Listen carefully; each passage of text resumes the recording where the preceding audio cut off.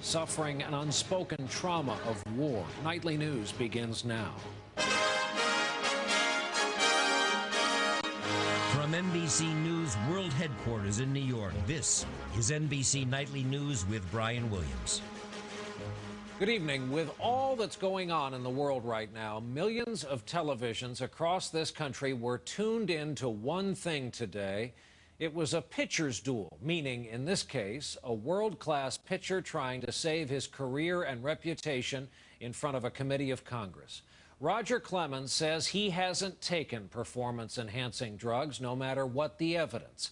If he's lying to Congress, he could go to prison for it.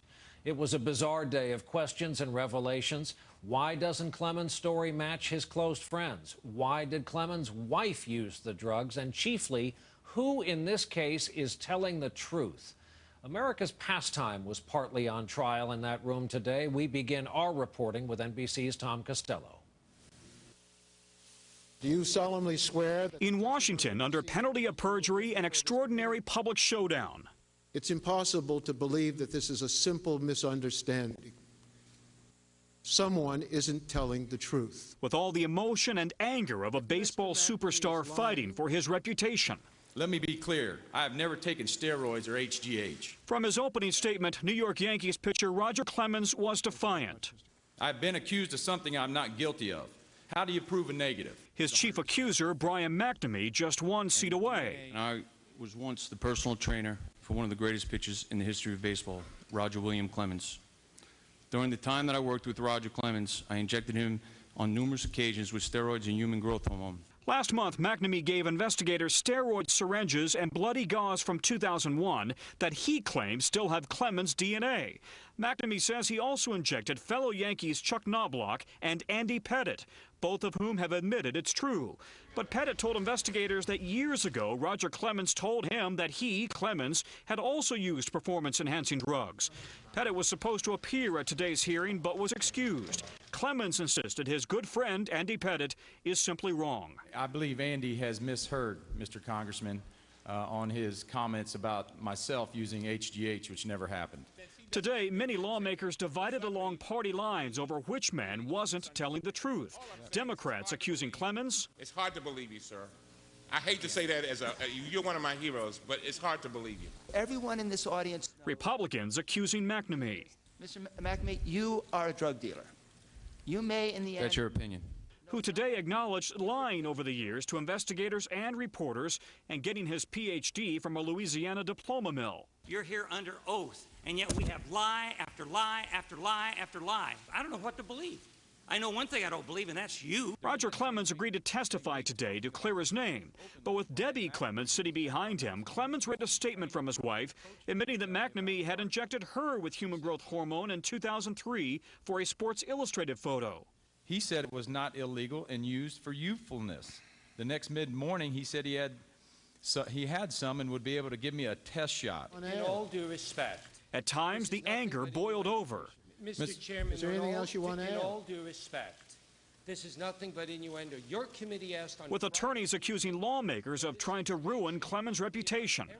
All the while, the IRS and FBI investigators who have pursued the government steroid investigation were sitting in the audience. The question now, will either man face perjury charges if he is found to have lied to Congress? No sane man would subject himself to that unless he deeply believed he was telling the truth. Baseball's biggest scandal in 100 years. Today, it all came down to a battle over memories and allegations. I'm not proud of what I've done, and I'm not proud to testify against the man I once admired.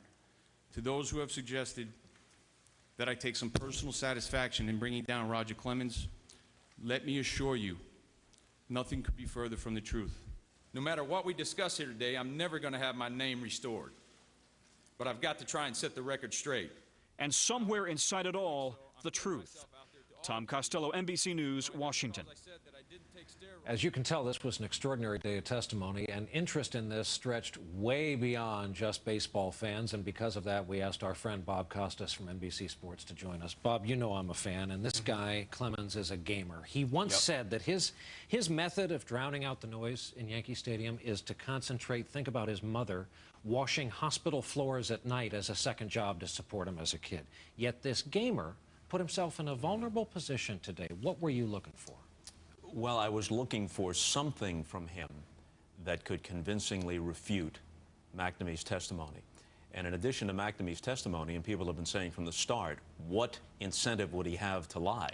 He ran a tremendous risk if he lied.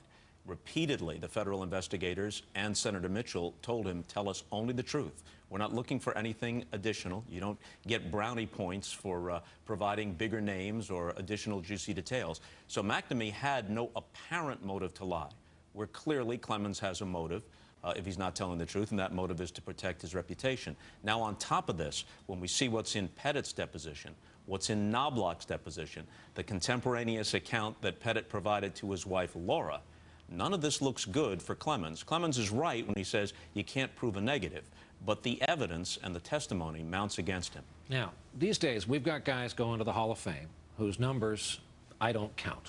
I make that choice because I believe they were juiced. How does the game, was this the low point, you think, for the modern game? Is there any way of knowing how does the game recover?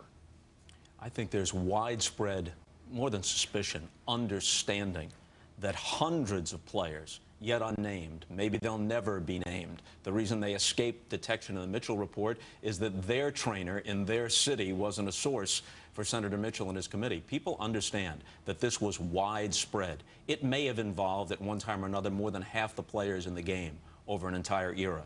And they view many of the achievements of that era as suspect, if not bogus. And the real shame is that there have to be at least some players who were clean or essentially clean who now have that same cloud of doubt hanging over them. And you're in a situation where the greatest hitter of the generation and the greatest pitcher of the generation are now widely viewed to be steroid cheats. They have their Hall of Fame credentials called into question, and at least the possibility, however remote, that either or both could go to prison.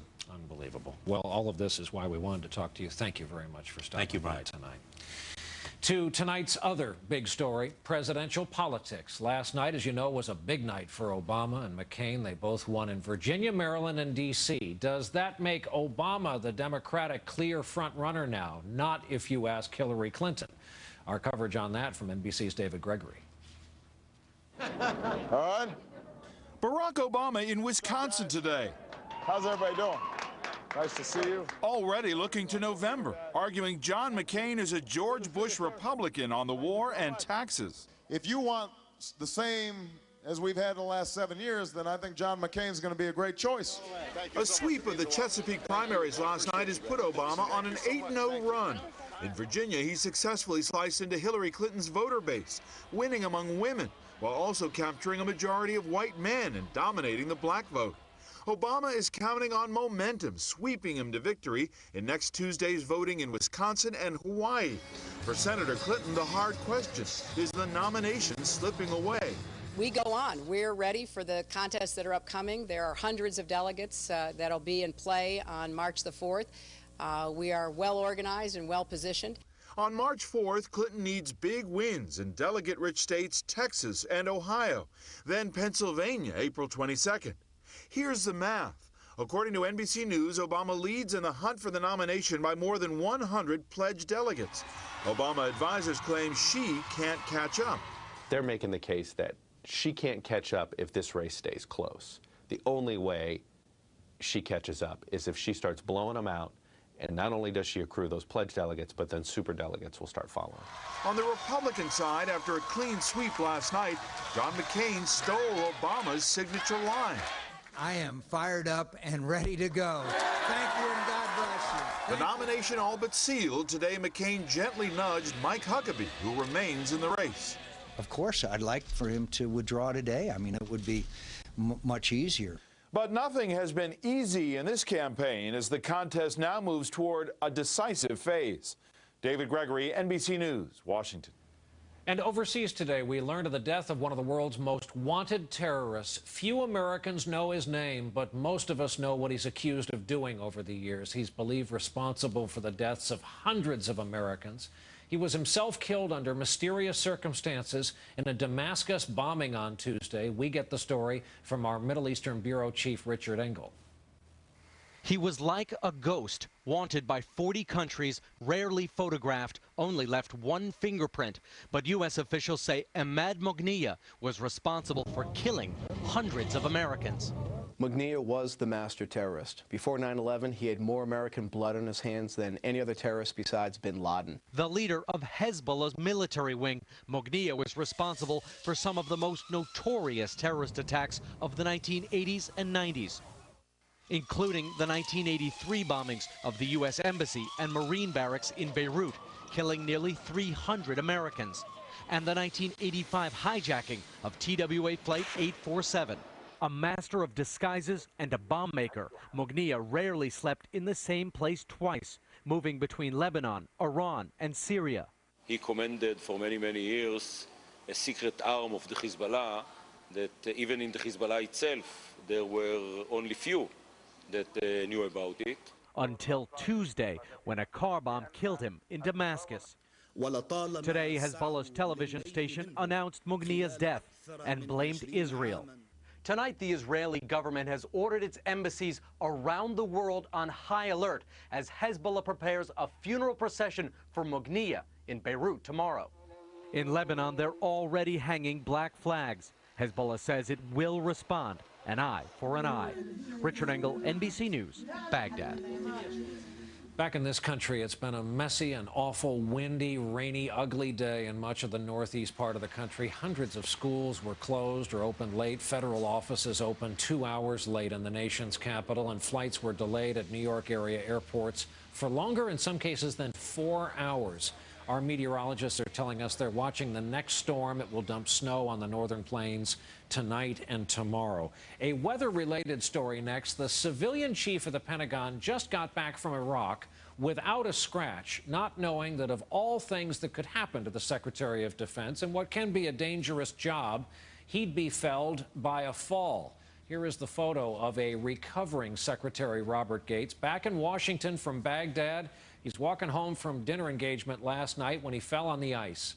It hurt, but he slept on it anyway, called his doctor in the morning. Turns out it's broken, but as you can see, he's back at work. Billy Graham is hospitalized and recovering from surgery. He had an operation to repair a shunt in his brain to regulate pressure. He's resting comfortably in fair condition, we're told tonight, in Asheville, North Carolina. Billy Graham is 89 years old.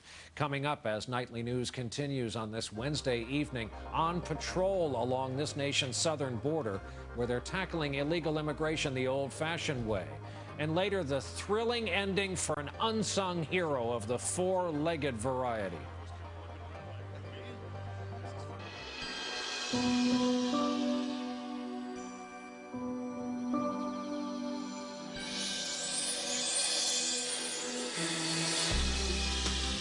Advil PM. Compared to Tylenol PM, you'll spend less time lying awake with annoying aches and pains and more time asleep. So switch from Tylenol PM to Advil PM. Advil PM. A better night's sleep. I have COPD with chronic bronchitis, which makes it hard to breathe. But now that I'm breathing better with Advair, today I can have fun with my granddaughter. For people with COPD with chronic bronchitis, great news. Advair helps significantly improve lung function. While nothing can reverse COPD, Advair is different from other medications because it's the only product with an anti-inflammatory and a long-acting bronchodilator working together to help you breathe better. Advair won't replace fast-acting inhalers for sudden symptoms and should not be used more than twice a day. Lung infections, including pneumonia, have been reported with Advair. Taking Advair may increase your risk for osteoporosis and some eye problems. Tell your doctor if you have a heart condition or high blood pressure before taking Advair, and ask about the risks and benefits of continuing Advair after 6 months. I'm glad you came, Grandma. Me too. Ask your doctor how Advair helps improve lung function for better breathing. Find out how to get your first full prescription free at advaircopd.com. The Lincoln MKZ has two things you can't find on any other luxury car. Voice-activated sync for your music. Play artist, motion worker. And your cell phone. Call Robert. Sync powered by Microsoft, the ultimate software. And the ultimate hardware.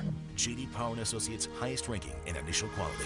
Now drive Lincoln MKZ with 0 down, 0 first month's payment, and 0 cash due at signing for $369 a month. From the fastest growing full line of luxury vehicles, Lincoln.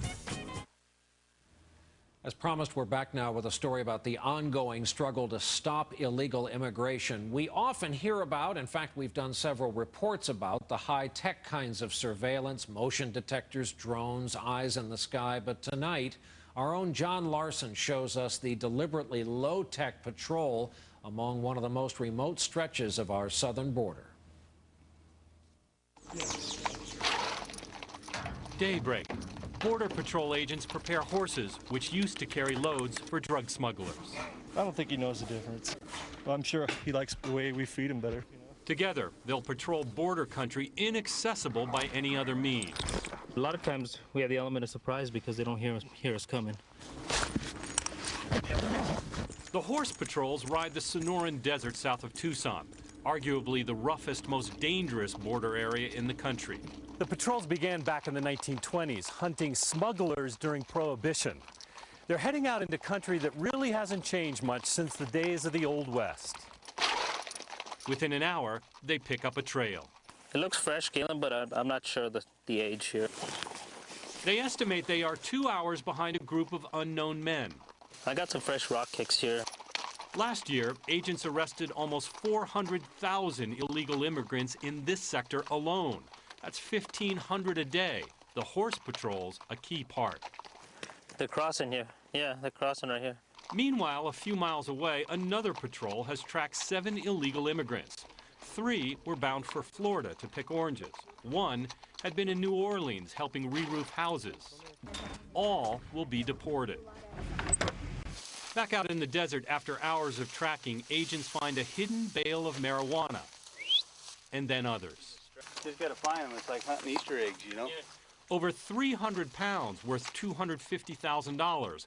The smugglers scattered and gone. Tomorrow, the horse patrols will do it all again. Figures of the Old West in America's newest border struggle. John Larson, NBC News, Arivaca, Arizona. And from the American West to the canyons of Wall Street, a quick look at the markets. Solid gains today for both the Dow and NASDAQ at the end of trading. And when we come back, Ann Curry with the story of women half a world away suffering an unseen wound of war. People spend too many days with seasonal nasal allergy symptoms, like congestion. Only prescription Nasonex is proven to help prevent most seasonal nasal allergy symptoms, including congestion, so you can have more symptom-free days. Side effects were generally mild and included headache, viral infections, sore throat, nosebleeds, and coughing. Nasonex. For more symptom-free days, ask your doctor about Nasonex. Did you know 1 in 3 men will face prostate issues? 1 in 3? Really? That's why One-A-Day Men's is a complete multivitamin with lycopene, which Harvard studies suggest may help prostate health. One-A-Day Men's. In my work, I depend on my eyes to capture the natural wonder of this planet. That's why I wear Transitions lenses.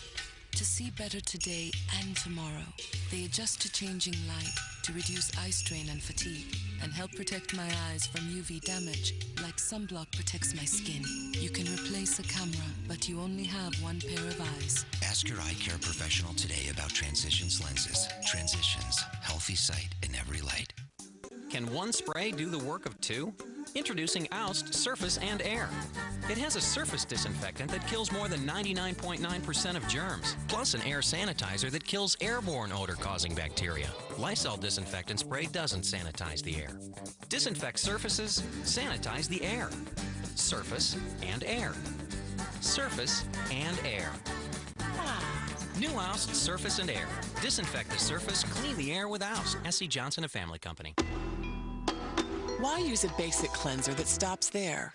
Olay Skin Loving Cleansers do more. Hydrate and cleanse. Clarify and cleanse. Even anti-aging cleansers. Why just cleanse? Do more for your skin with Olay Cleansers.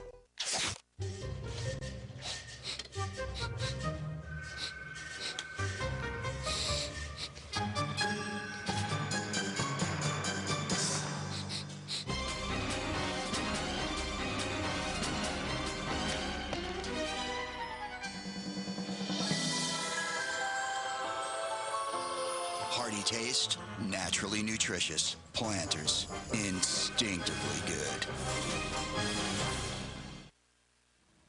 We are back with NBC News In Depth. Tonight, Ann Curry reports on what people are always surprised to learn is called the deadliest conflict since World War II, the war in the Democratic Republic of the Congo, once known as Zaire.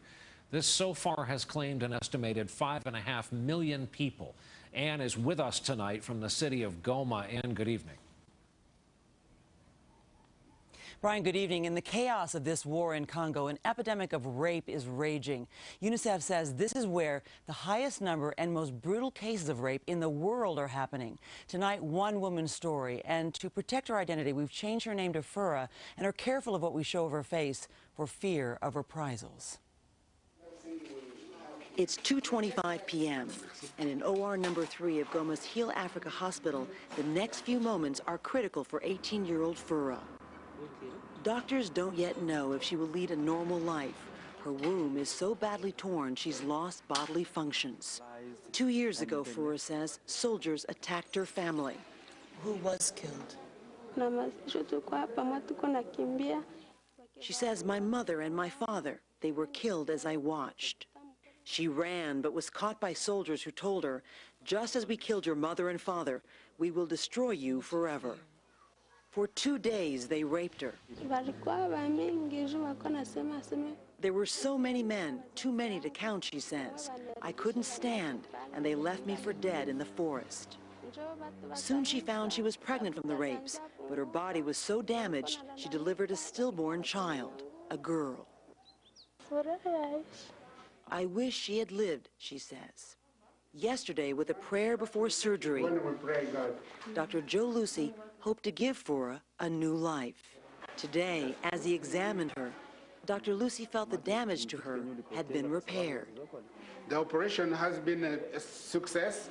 When Fura strengthens, she'll move to a nearby center, joining some 150 other women, learning to take control of their lives with job skills.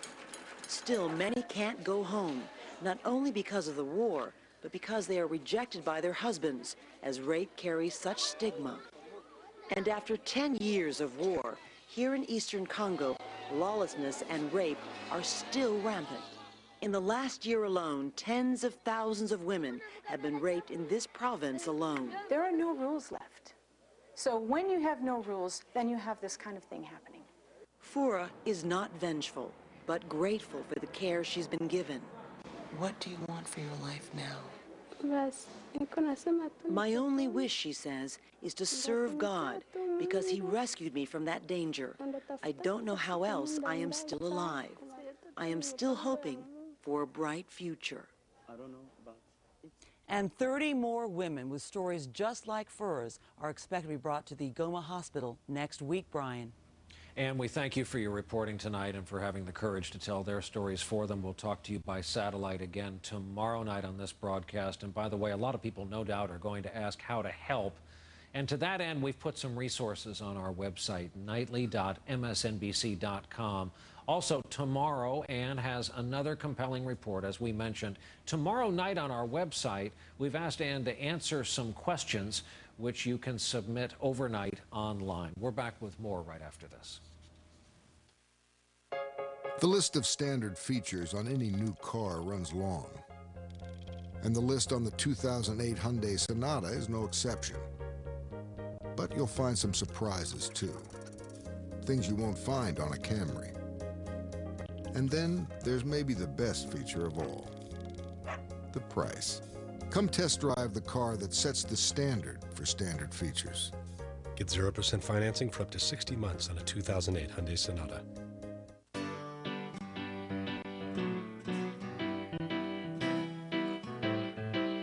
A couple of changes to your daily routine can help lower your cholesterol. Join the Metamucil 30-Day Difference. Just add Metamucil to a simple training and nutrition program designed by Core Performance and start making daily changes for a heart-healthy lifestyle. Visit beautifyyourheart.com. Metamucil. Beautify your inside. Trapped by congestion and coughing? Break free with new Alka-Seltzer Plus Mucus and Congestion. It breaks up what's got your chest clogged up. New Alka-Seltzer Plus Mucus and Congestion. Keeping power flowing to thousands of homes and businesses, Paul is a formidable man, but no match for something smaller than a spark.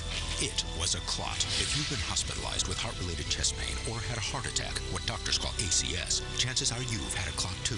But now Paul's on Plavix. Plavix, taken with other heart medicines, helps provide greater protection against heart attack or stroke than other heart medicines alone by helping keep blood platelets from sticking together and forming clots. If you have a stomach ulcer or other condition that causes bleeding, you should not use Plavix. When taking Plavix alone or with some other medicines, including aspirin, the risk of bleeding may increase, so tell your doctor before planning surgery. And always talk to your doctor before taking aspirin or other medicines with Plavix, especially if you've had a stroke. If you develop fever, unexplained weakness, or confusion, tell your doctor promptly, as these may be signs of a rare but potentially life-threatening condition called TTP, which has been reported rarely, sometimes in less than 2 weeks after starting therapy. Other rare but serious side effects may occur. Ask your doctor about Plavix today, because you're no match for a dangerous clot. If you take Plavix with other heart medicines, continuing to do so will help increase your protection against a future heart attack or stroke beyond your other heart medicines alone. You may be feeling better, but your risk never goes away. Help stay protected. Stay with Plavix. Coming tonight right here on the Channel 4 News at 11 o'clock, watch where you park. A new warning about car break-ins, what the crooks are after, and how you can stop them. Also, only on 4, a cop and his dog. Their private mission? Solve lingering questions about the Charles Manson murders. Plus, the See's candy recall. Which candies and why? Tonight at 11. And we're back with that age-old question, who's a good dog? Who's the very best dog, in fact, at the annual Westminster Kennel Club show at Madison Square Garden? When we left you here last night, we didn't know the answer. It was a cliffhanger and a very tough field in the final round of the dog show. The final 7 dogs out of 2,600 in all. Then it came to the final moment, the decision from the judge, J. Donald Jones. Thank you very much. May I have the Beagle? Yes, the Beagle!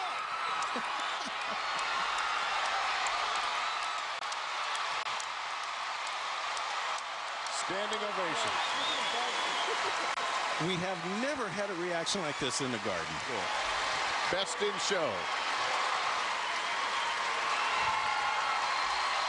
And our winner for Best in Show, the 132nd Westminster Kennel Club, is the 15-inch Beagle. How can you not love that moment? Uno the Beagle seemed to know exactly what was going on. A proud and noble and very happy Beagle, the first Beagle ever to take Best in Show honors. Snoopy tried to tell us for years about Beagle's superiority, but few of us would listen. And it occurred to us that in this exciting election year for humans, they made a little bit of dog history last night at Madison Square Garden. That is our broadcast for this Wednesday night. Thanks for being with us. I'm Brian Williams. We hope to see you back here tomorrow evening. Good night. Back pain. Americans spend millions on treatment. But are we really any closer to finding relief? Tomorrow on Today on NBC. The Clinton-Obama nomination puzzle. Who's getting closer to connecting the delicate dots? It's supposed to be a metaphor. Countdown with Keith Olbermann. MSNBC tonight. Next, Jim and Jenny pregnant, then Simon's ultimatum, which finalists set off an idle war. Plus, Janet reaches out to Brittany on Extra, and is that Monica Lewinsky? Inside the mind of women voters, Thursday on the Channel 4 News at 11. You've come a long distance, and you have many miles. Blah, blah. Listen, how long till we're Foster Farms chickens? Yeah, it's not looking good. Well, what do you mean? Well, Foster Farms chickens are California grown and 100% fresh and natural. You guys eat nothing but junk food, and you've been injected with salt water. Ugh, fine. What else do you see? A malted milk ball. Hey, I was looking for that. At Foster Farms, fresh and natural means fresh and natural. You win this round, voodoo lady! Caro's Shrimp Delights, your favorite shrimp specialties, like Caro's Shanghai Shrimp Salad, a tangy, flavorful salad with plump shrimp in our own Asian dressing. But don't wait, they're for a limited time only at Caro's, where our family serves yours.